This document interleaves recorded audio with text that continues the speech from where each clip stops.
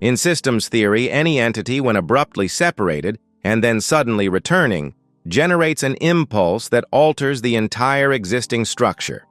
3 words that no one in positions of power wants to hear. Right now, Harry is back. After cycles of self-imposed exile and the eruption of opposing streams of information, the sudden appearance of a detached fragment in London is far from merely a media event. From an investigative perspective, this is not a social visit or a routine diplomatic ritual. Could we be witnessing the beginning of a heritage decryption? A mission driven by historical data, obscured for decades, pieces that the system has tried to secure to maintain the stability of the monarchy. The moment the private jet touched down on the runway at RAF Northolt, a gray zone of information began to spread. No ceremonies, no smiles for the cameras. This presence carried the character of a discreet system intrusion. The unusual increase in royal security around Clarence House, unexplained and sudden, is a reflexive instinct of the institution in response to an unpredictable variable.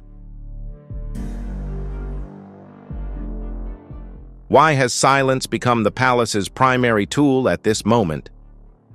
In information analysis, silence is rarely a lack of data. Rather, it is a tactic to control cracks that are slowly emerging. Harry no longer appears as a lost individual. Instead, he embodies an aura of absolute consistency. No defiance, no anger, but the assurance of someone who holds a crucial key, one capable of rewriting the entire script that the system has long maintained.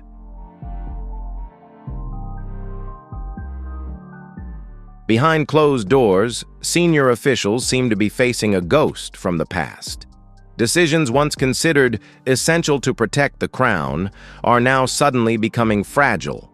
As the truth begins to leak through the cracks of the power structure, how will the entire system react to prevent a chain reaction of collapse? This comeback is not spontaneous. It feels like the fateful intersection point, where events that began years ago have finally reached a point of collision. Has Harry discovered a truth powerful enough to break even the oldest security protocols? We stand at a historical crossroads. Is this the final attempt at transparency, or the beginning of a new chapter where heritage secrets will no longer be the most secure protective barrier? What is your hypothesis? 1. Did Harry return to seek genuine reconciliation under new conditions? 2. Or did he bring with him a truth key that would force the system to change permanently? Share your analysis in the comments. Don't forget to subscribe to follow the second half of this investigation, where we'll unravel what's really behind the whispers at the palace. Those who believe Harry is merely seeking attention must confront a completely different reality. He didn't return to relive the past, but to reconciliation with it. As the palace walls seemed to hold their breath, a disturbing theory began to spread. What if Harry's entire belief system about his identity had been meticulously orchestrated from the very beginning? Internal sources from Highgrove Manor revealed the existence of a sealed file bearing an identifier, Operation Guardian.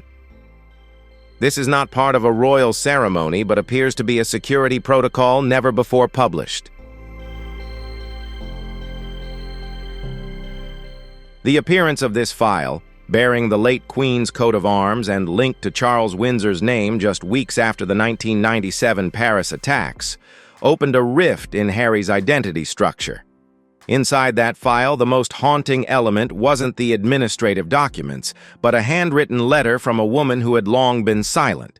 Diana, from a strategic analysis perspective, this letter contains not only emotions, but also a blueprint. System alert. Diana seemed to have foreseen a scenario being constructed behind her back, a mechanism designed to shield her youngest son from a truth she believed he deserved to face when the time was right. The reaction from the royal legal apparatus was immediate and forceful. An attempt to block the flow of information was launched, but it seemed too late. Harry, with cold certainty, issued a landmark statement, "I have the right to know, and now the whole world will know too." This is not anger, but a re-establishment of ownership over a personal history that has been manipulated. This investigation leads us to a complex network of secret guardians. A chilling entry was discovered in Princess Anne's personal diary in 2003. The exile pact must remain in effect. He must not know about it.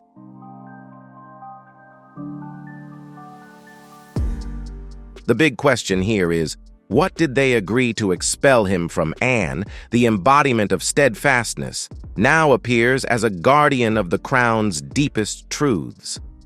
William's quiet involvement and Camilla's stabilization role further reinforce the hypothesis of a coordinated effort to maintain the current structure at all costs.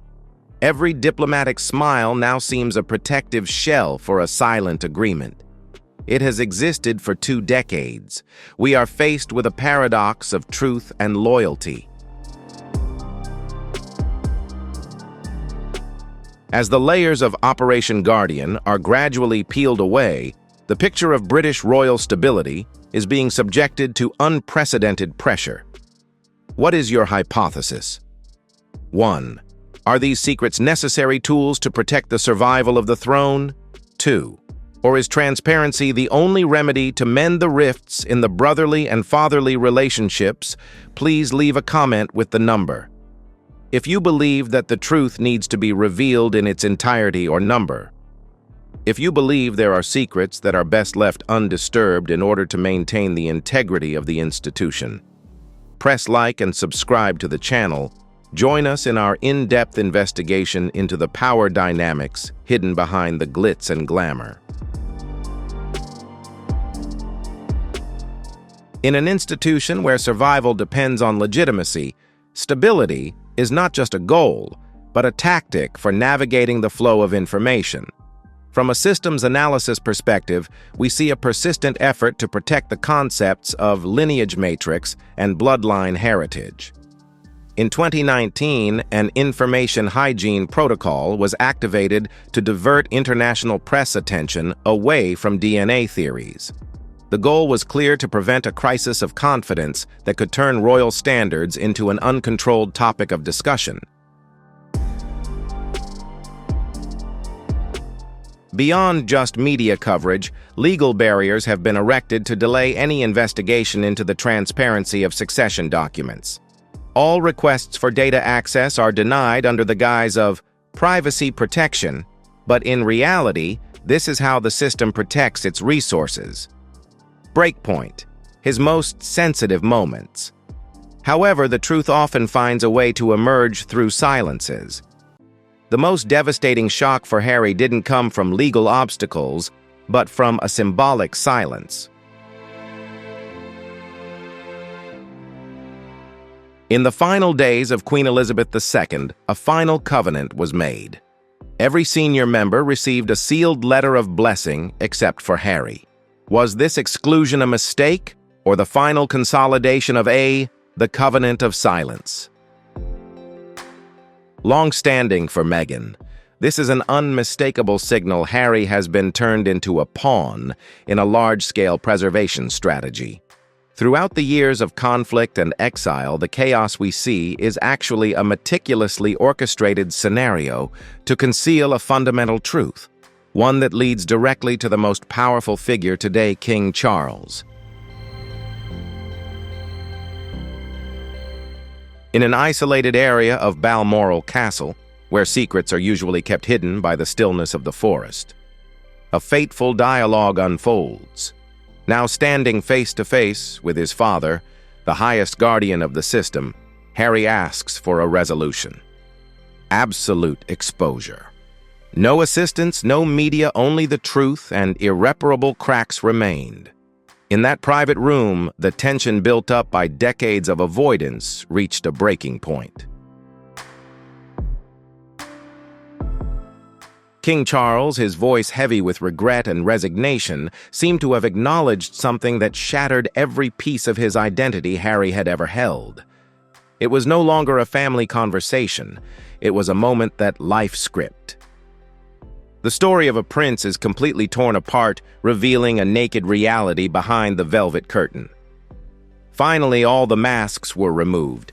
The existence of the Highgrove files, codenamed Operation Guardian. And the haunting letter from Diana has been officially confirmed. Charles doesn't deny it. He admits to having approved it from the very beginning. From a systems analysis perspective, this is an attempt to establish a hypothetical safe zone to protect Harry from psychological trauma. However, for Harry, this wasn't protection, but a battle, denying the right to self-determination and individual identity in a systematic way. The burden of the accusation, "You have chosen duty over truth," now hung like a knife cutting into the foundations of the dynasty. Charles, in a state of profound shock, attempted to explain the impossible. The post-Diana era was a time when the royal institution fell into a serious operational crisis. To preserve it, system integrity, and with the line of succession so fragile, a special arrangement was implemented, a scenario Diana had vehemently opposed during her lifetime. The king's silence in response to the question, "Am I part of the plan?" that is the most accurate answer. In the world of symbols of power, individuals are sometimes merely pawns in a larger-scale survival strategy.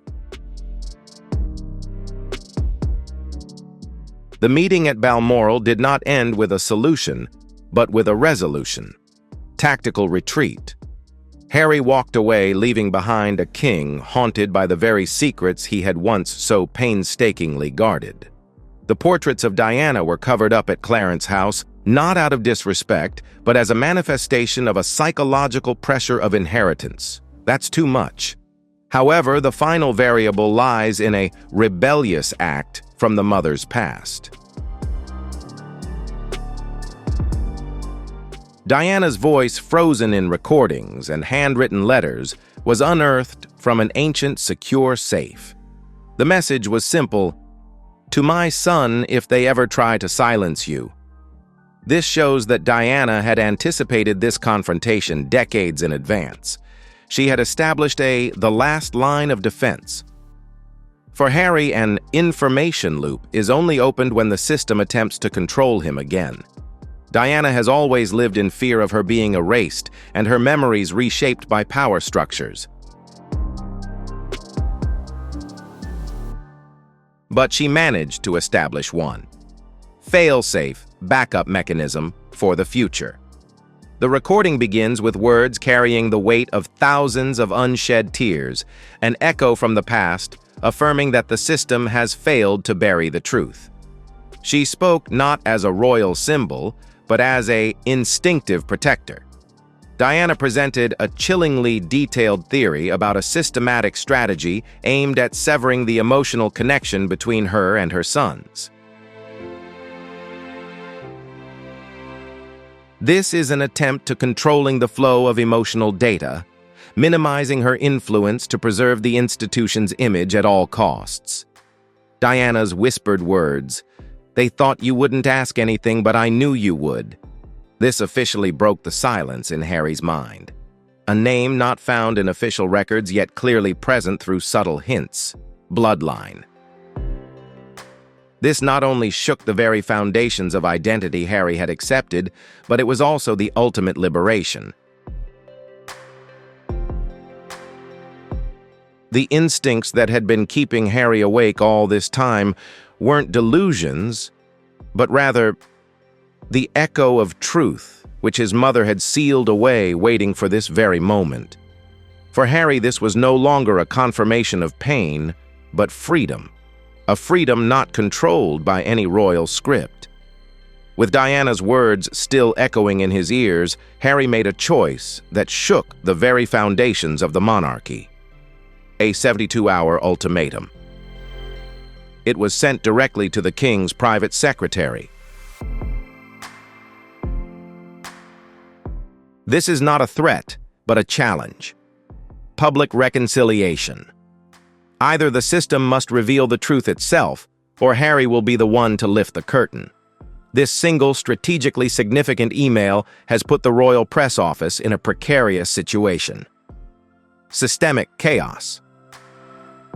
The palace walls no longer whispered but roared in the face of the most explosive confrontation in modern history. Within, the power struggle of the dynasty time was no longer on the side of the gatekeepers. Control over the flow of information had officially shifted from the institution to Harry. A frequency collision. A heated argument ensued between the two heirs. William, in a last-ditch effort to protect the stability of the system, attempted to trigger emotional barriers from the past. However, Harry responded with a cold conviction: "The system chose duty over my identity." This is no longer a personal debate, but a refusal to compromise of an entity that has seen through the entire operating mechanism of the organization. Behind that decisiveness is Meghan, who plays the role of a strategic catalyst. After a long period of silence, she urged Harry to undertake a mission: Anatomy of the Past thoroughly. The goal is not revenge, but to unleash the system to reclaim her true identity. Meanwhile, Camilla is present in a state of defensive chaos. Her attempts to establish a legal wall to silence this variable completely failed in the face of King Charles's exhaustion. The king's whispered words, "It's too late." This was an admission of the collapse of all the oldest security barriers. The Windsor institution was paralyzed, with half attempting to appease public opinion and the other half holding their breath in the face of a crisis. The heritage has been distorted. It's about to be revealed. Harry wasn't just planning a typical press release, he was orchestrating a whole new one: media revolution. In an unprecedentedly bold statement, Harry broke all royal protocol. He directly connected with the public through digital platforms, without intermediaries, without censorship, and without a script crafted by PR professionals. This was a significant move: direct decoding. He sent it to millions, exposing the secrets that had haunted him for years. Harry wasn't looking for a sensational headline. He was undertaking a mission: verify the facts. On a large scale, it asserted that the world deserves to hear what really happened behind the glamorous velvet curtain. Harry no longer held back any reservations. He began with a statement breaking decades of silence: "They lied to me and they lied to you all." From an investigative perspective, this is a case system audit, the most public in history. Harry exposed the entire structure of Guardian campaign, the coded entries in Anne's diary, and especially Diana's message from the afterlife. The message, "My mother has always just wanted me to be free." It resonated across continents, transforming an internal secret into a shared human pain. The truth was no longer confined within the walls of Balmoral. It had become the property of the public. In just a few hours, the digital world exploded in a revolution. Global payments. Hashtags such as Royal Reckoning. Good justice for Harry. It's not just a media trend, but an expression of a movement demanding transparency. However, the palace's reaction is what's most shocking: 24 hours of absolute silence. In communication theory, this silence is called a risky strategic vacuum. The lack of rebuttal or statement is tacit confirmation of the existence of the forbidden protocols that the royal family has long feared. The institution, once proud of its stability, is now facing a profound crisis of confidence, where old rituals are no longer sufficient to conceal internal rifts. Outside Buckingham Palace, crowds gathered not to protest in the usual way, but to establish a new order of trust. The banners tell the truth, and Diana deserves to be treated better. This demonstrates how Diana's legacy transformed from personal pain into a driving force for systemic change. This is not just Harry's story, it's a lesson about the price of silence and the collapse of old values before the unfiltered power of truth. A deep crack has formed at the very core of the monarchy, a crack that directly threatens the very survival of the Windsor kingdom in the new era. Within the power structure of the kingdom, the emergence of a transparency variable from Harry has created a powerful counter-impact on William, a figure previously considered the central pillar of stability.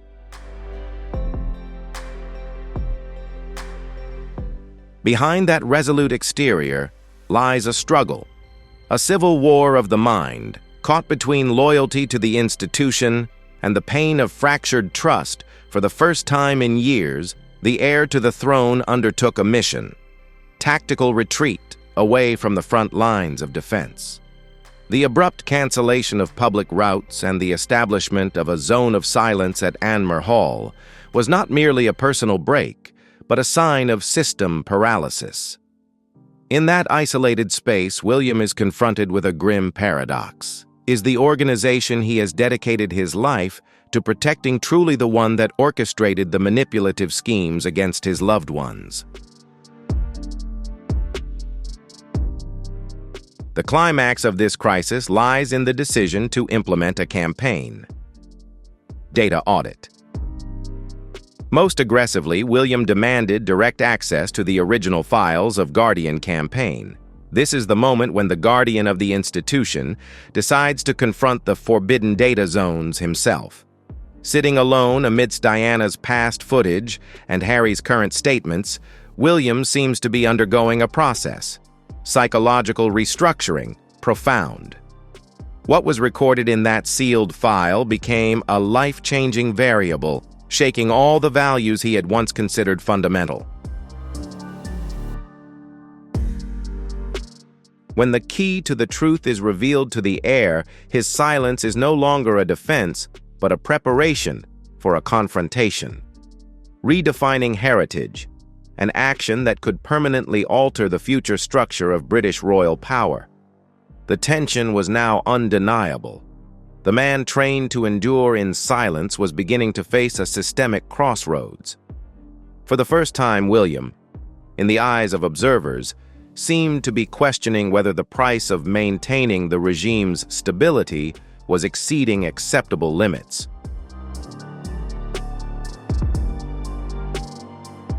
Not just for Harry, but for the entire family structure upon which this institution relies for survival. He understood perfectly what the system expected: stability, absolute loyalty, and above all, disciplined silence. However, alongside that expectation, another layer of consciousness was supposedly emerging. Not the consciousness of an heir, but of a son, a brother carrying memories that had never truly closed. From a psychological systemic analysis perspective, this was the moment when individual identity began to clash with predetermined roles. Some indirect sources suggest that William is not merely reacting, but is calculating, not with impulsive emotions, but with cautious, deliberate steps. And that's what makes the internal atmosphere more unpredictable than ever. The hypothesis is that the next decision, if any, will not stem from the title, but from memory. From the image of a mother who once tried to speak up in a system that was unaccustomed to listening. When two brothers stand on opposite sides of the same history, the entire structure around them is forced to pause and observe. In large systems, turning points rarely come with noise. They usually come from a quiet but irreversible choice. And then, according to recorded signs, the monarchy's reaction emerges. Not in the form of punishment nor exclusion, instead a move that surprises many an offer powerful enough to become the new glue or the catalyst for complete collapse. A few days after Harry's speech, which sparked widespread global interpretation, a secret message was delivered. Not through the press, not through public legal channels, but through a personal envoy. The letter bore the official seal, but its tone was unusual, unceremonious, not commanding merely a proposal for a private dialogue away from the spotlight and the chaos. To some, this might be seen as a signal to de-escalate tensions. To others, it raises questions about a familiar delaying tactic. According to various theories, the family's reaction was not uniform. There is caution resistance and the memory of previous dialogues that failed to bring about substantive change.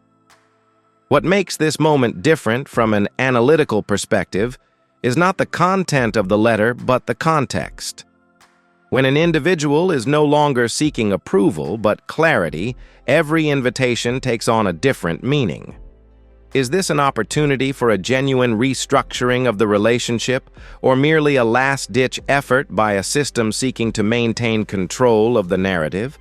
And if that dialogue does take place, who will truly listen, and who will confront the issues that have been delayed for so long? Speculation about the king's health began to surface as noise in a system designed to shield information. According to circulating theories, the prolonged pressures of his role, sleepless nights, and a series of urgent meetings may have led him to reflect more deeply on time and his legacy. There were whispers that he himself had carefully chosen the words in the letter, not as a command, but as a final message to be delivered, while the opportunity still remained. Under the lens of systemic analysis, this was not a sign of weakness, but rather a reflex of a structure facing its own limitations. The proposed conditions were audaciously minimalist. A private meeting between the two brothers, no staff, no press, no recording equipment, just the people and the distance that needed to be faced. After days of deliberation, the agreement was reached not out of optimism, but out of the realization that the longer the unspoken words lingered, the more fragile the system became. Those around them maintained a cautious attitude. Protectiveness and wariness went hand in hand, but everyone sensed a subtle shift, like the wind changing direction before a storm. Behind closed walls, discussions began to emerge. Not about protocol, but about the possibility of restructuring for a different era, one where difficult acknowledgments, unconventional meetings, and decisions once considered impossible were put on the table. Some advisors presumably considered contingency plans, not redefining right and wrong, but repositioning roles, seeing Harry as a potential contributor to the future rather than a symbol of division. Yet this was not reconciliation. Not yet. It was a fragile balance where an ill-considered remark could shatter what had just been rebuilt. But for the rare occasion in years, the two sides entered the same space not as adversaries, but as a family trying to listen to each other. That family was fractured, yet still connected, albeit thinly. Then a final piece of information emerged, a short, anonymous statement from a senior aide. No context, no explanation, just a single line that made observers and constitutional experts pause to ponder. If Harry had returned, perhaps not in the usual way. The story thus continued to unfold, with truths to be examined, relationships to be mended, and secrets to be approached only through questioning. The content you've just watched is for reference only, built from hypotheses, analytical perspectives, and unverified public opinions. It is not an official statement or conclusion. The goal of this video is to open a space for objective discussion where everyone can think and evaluate based on their own reasoning. Now it's your turn to speak. Press 1 if you are curious about the hypotheses presented. Press 0 if you remain skeptical and want to wait for clearer evidence. Don't forget to like and subscribe to continue peeling back the layers of information behind the curtain of silence, where the truth only emerges when we dare to ask questions.